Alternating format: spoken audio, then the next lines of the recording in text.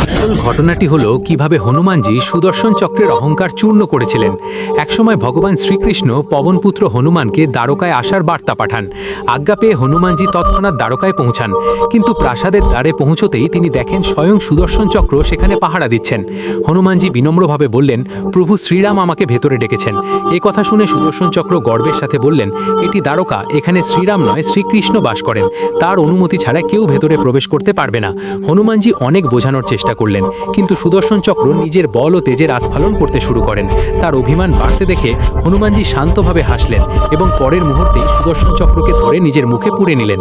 পথ পরিষ্কার হতেই হনুমানজি যখন ভেতরে প্রবেশ করলেন, সেখানে শ্রীকৃষ্ণ শ্রীরামের রূপে তার জন্য অপেক্ষা করছিলেন এবং মাতা সীতাও সেখানে উপস্থিত ছিলেন। কিছুক্ষণ পর যখন মাতা সীতা হনুমানজিকে প্রেম ভরে ফল খেতে দেন, তখন হনুমানজির হঠাৎ একটি কথা মনে পড়ে। তিনি তৎক্ষণাৎ নিজের মুখ থেকে সুদর্শন চক্রকে মুক্ত করে দেন।